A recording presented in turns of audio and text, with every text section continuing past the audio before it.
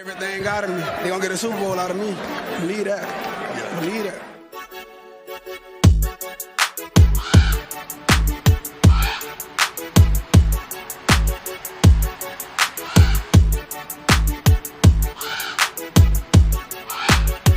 I'm a Raven. It's on. All year. Every year. Hey guys, welcome in again. Today we're going to be taking a look at some of the winners and losers from like a player standpoint from the first game, the preseason against the Eagles. This happened this past Saturday. So some of these winners, they were kind of ones that I expected to do well, kind of rise to the occasion, so to speak. And some of these winners also I wasn't necessarily banking on. If you watch any of my other preseason watch list video, you'll see there's some of the expectations that I had for them in that, and you can check out that video right here. All right. Likewise, there was also some losers that did in fact disappoint, while others that I had high hopes for that did not stand out in a good way. So let's go ahead and talk about it. Hey guys, real quick, if you haven't already, please go ahead and hit the like button and go ahead and subscribe. If you want, you can share this video with other Ravens fans and get their take on it. It really helps a lot. Thanks. All right, let's get back to the video. Overall, I have 7 winners and 6 losers, which obviously there's more or less of them, but you know, just for the purpose of this video, I'm going to talk about them alternating between them just to keep it interesting. So the first winner I have is Del'Shawn Phillips. I did speak about him in my other video. I was really excited to see what he would look like in a game because he's been performing so well in preseason at camp and at the Ravens facility, and Ravens fans are just always like terrified of the guy that does really well in camp, but it doesn't translate to the field. And it seems like with Del'Shawn Phillips, it has started to translate, which is great. He led in tackles. He had 10 tackles, 5 of which were solo, and a tackle for a loss. He did flash, most of that early in the game, but sort of cooled off a little bit as it went. But that's not too surprising to see because games are longer than practice, so we got to work up to that. And I'm not super concerned about that because Roquan and Queen are going to be on the field most of the time. So not sure how much playing time he really gets, but he's a solid depth player, which is good to see. Hope we continue to see him play that well.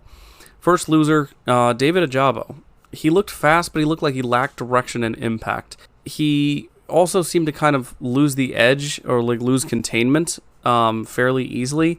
He did an inside spin move, and let's just say it needs work. It's not going to work on a starting caliber tackle. It didn't even work up on a backup. So I'm not going to worry yet, though. He hasn't had a large amount of real game action, but I do expect him to do better against second string tackles, and I do expect more from him in the next 2 games. So second winner, I have Tylan Wallace. I was glad to see him get in there and get separation on his routes. The big moment, of course, for him was the touchdown catch from Huntley, and it was beautiful. It was great concentration, great control to make that catch with his hands away from his body. You know, obviously Huntley put it in a great spot, but to be in that spot is also, you got to give credit to Tylan for being there. Obviously, he does have special teams impact, which helps him to make a shot at that 6th roster spot.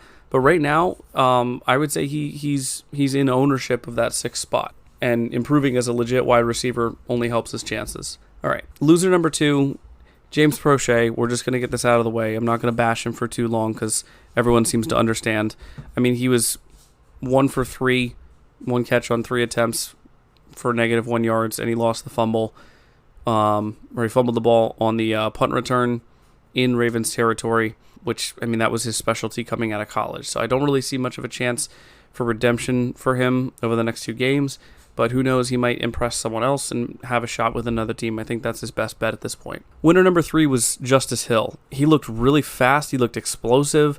I loved the move to the outside on the 37-yard run when the gap closed in front of him. He just bounced it right to the right and took off. I'm looking forward to having him show even more over the next couple preseason games. But at this point, I don't know how much more I need to see out of him. I feel like his spot is pretty much locked up, and I want to kind of save him for then and let's see what, you know, the battle between Mitchell and Melvin Gordon look like. All right, so loser number 3 kind of goes hand in hand with that, J.K. Dobbins. I know everybody else has talked about this, and it's true because basically the whole running back room looked good. That doesn't help J.K.'s case. He hasn't been practicing. He needs to learn the new offense. And I don't think he's going to lose the number 1 spot. I do think he'll be back out there. But it doesn't necessarily make me feel very comfortable knowing that our number 1 running back isn't up to speed. He's not going to be, communicating. He's not going to know the play calls. He's not going to, he's going to have to learn these things before the season starts. So him going into the season being behind the 8 ball on all this stuff, it worries me for miscommunications. It worries me, about the possibility of wrong assignments and stuff that he could be in camp learning. So I feel like he's missing a lot of that experience too. Winner number 4, Sean Ryan. I'll admit, I didn't even have this guy as a possible standout before this game. He wasn't even on my radar as someone who threatened to take that number 6 spot. Sort of like Shaquille O'Neal, I wasn't really aware of your game. But that being said, I still think it's going to be an uphill battle for him to unseat Wallace, who has the step up on him right now as I see it. But that could change, over the course of the next 2 games. And I would love to see a good, hard battle for that 6th spot. So I think that would be excellent competition. Loser number 4, Anthony Brown. I was really hoping that he would solidify himself as the number 3 quarterback and even challenge Huntley. But even I am not going to be. I have to be objective here. He had some really bad passes and even worse decision making. It seems I missed the mark on believing that he would be ready to move convincingly into that number 3 role. There's still 2 games to show his stuff and to make his case, but he certainly did not do himself any favors on Saturday evening. Winner number 5, Tyler Huntley. I'm happy to see that I was wrong about Tyler. Looks like he did take that step forward, whereas last year kind of looked like he took a little bit of a step back, a little bit of regression. But honestly, he looked smooth out there. He looked in control, and he looked like he got through his reads fairly quickly, made good decisions, and that's whether he was passing the ball or running the ball. He just looked very comfortable. I'm happy to see that he has picked up the new offense relatively quickly, it seems, and my hope is obviously to have him in as a backup, but it also, my hope is restored, we'll say, that he's capable of filling that role. So we hope that continues. Loser number 5. So you know who I wasn't wrong about? Josh Johnson. He's not good. I don't want him on this team. I don't want him on this team as the 3rd quarterback. I can't say that I want Anthony Brown after his performance, but that doesn't mean I'm cozying up to the idea of Josh Johnson either. We may need to consider other number 3 options during the rest of camp because behind Huntley, it's getting really shaky at this point. I mean, the situation with the cornerbacks is shaky.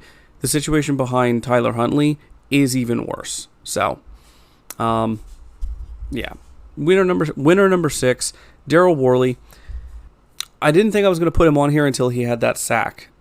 He had a good game. He had a decent game, and I was impressed with his physicality, his tenacity. I'm not saying he's a starter, but if we find ourselves in a tight spot this season, at least we know Worley has shown some competency when called upon, and we know he can get after guys behind the line of scrimmage. He also had a tackle for loss. So, yeah, pretty good day for Daryl Worley. Hope to see more of that in the next couple of games. Loser number 6, blocking tight ends in general. We need to address the fact there are, on several occasions, when the tight ends were called upon to block on the line, it was very bad and problematic. I saw on at least 3 different plays, Mason, Vokalek, and Likely all failed in their assignments to block or even get to their guy in some cases. I don't know what the resolution is. I'm not saying I can fix the problem, but I can see that there is a problem. And there's definitely something that's definitely something that the coaches need to address in the next couple of weeks. All right, our final winner, special teams. Let's end on a high note. Get it? Because Justin Tucker, he sings. Anyway, yeah, I mean, Tucker is perfect as always. He just walked up, kicked a 60-yarder that would have been good for 66. And then the 43. Funny story about the 43 that he kicked and nailed was, I saw after the play, as it's going through the uprights down the middle, there's an Eagles player waving his arms as though he's waving it off like no good. Like, dude, really? Really? It's Justin Tucker. Anyway. But I was also happy to see that Stout had a pretty good and mostly consistent punting game. His punts on the night were 52, 50, 42, 54, 67, and a 52, if I have all my numbers right. And that's really important because that means that the loss of Nick Moore and the addition of Ott, I think his name's Tyler Ott, forgive me if that's wrong, has not had any seriously negative impacts on how well the special unit performs. So that's good to see. Overall, I think it was a very telling night with a lot of highs and lows, but I also think it showed where a lot of our guys are at this point in the preseason and where they need to improve, which is crucial. You know, if we want them to be a cohesive, disciplined unit and be ready and as complete as they can be by the start of the season when the games matter, getting this time in is going to be really, really important. All right, guys. Well, that's all I have for you tonight. We'll see what happens in the next week's preseason game.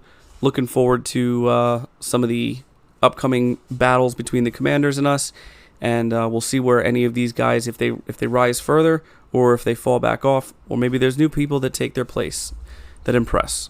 Anyway, that's it for me. Talk to you later.